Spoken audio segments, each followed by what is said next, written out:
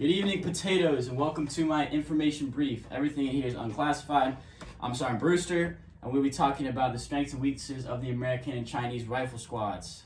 To do that, we're going to discuss the enemy analysis framework, and at the end, we'll recap with the strengths and weaknesses.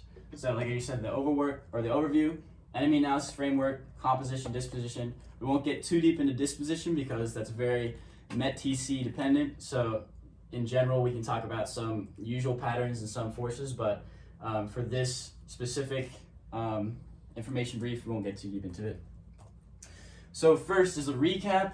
I hope you all know this. It's the American Organic Infantry Squad with 9 people. We have the classic M4, M203, M249, M4, and then squad leader also has the M4. We have an Alpha and Bravo team, and they have basically the same weapons. Pretty standard stuff. If you don't know this, you're going to meet me after this, and we're going to do some PT because you are brain dead. Moving on, so for the composition of the Chinese rifle squad, we have 9 packs, and as you can notice in the top right-hand corner, there's a CSK, which is a huge difference. But going to the people, they have an HQ unit, a machine gun team, and an anti-tank team.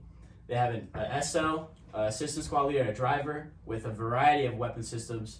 And then they have, for the machine gun team, large machine gun, and then a 50 cal. And then for the anti-tank team, anti-tank weapons. So big differences here is that they don't have any team leaders, and they have a variety of weapon systems, which we'll get more into how we counter that. So for disposition, I'm not going to talk about this too much just because it varies, obviously, very differently with each mission, so it's very MET-TC dependent. But these two are generally offensive strategies for Chinese, or the PLAA, and then those two are all defensive. But what you need to know is that they focus on firepower, joint integration, and maneuver, and they destroy enemy formations rather than taking the ground. And you can, if you want more information about that, you can see me afterwards. We can talk about ATP 7-100.3 all day.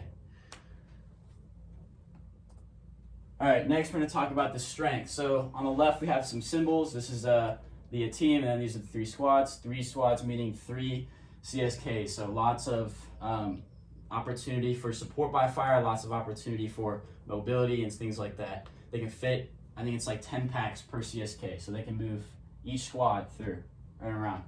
But getting into it, they have a variety of weapons, but if you read this from the ATP, you can see it's a lot more quantity based over quality. The ATP states that they are optimized for the ease of use. By the way, this is the QBZ. They're optimized for the ease of use and volume of fire, but they're less accurate and it lacks upgrade capabilities. So they're a good weapon for mass production, but quality and accuracy is not as good as the American M4.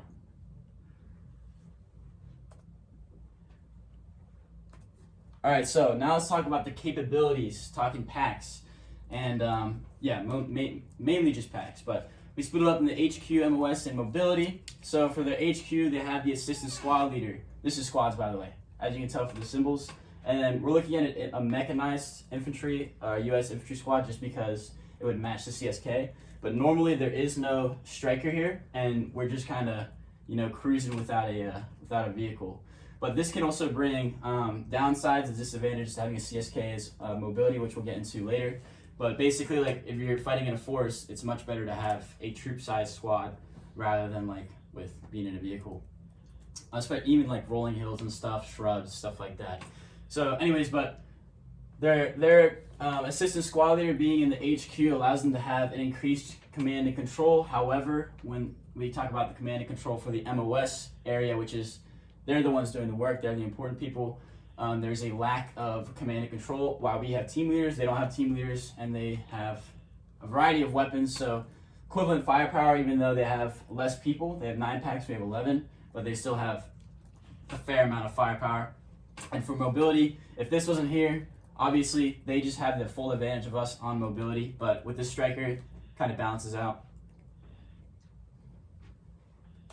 And to wrap it up, we're going to do an overall recap. So we'll talk about strengths.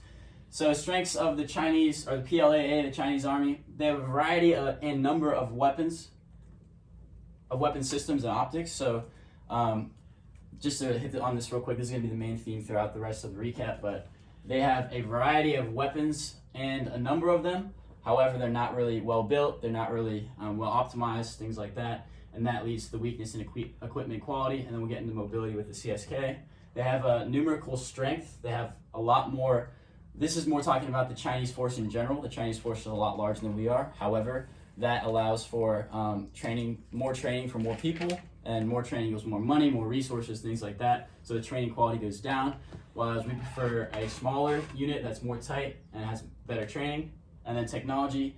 China is a manufacturing country, right? They have great technology. They got huge cyber advances. They've got crazy optics, crazy drones, and things like that. However, with the EMP, bam, all gone. Technology's kind of in the crapper.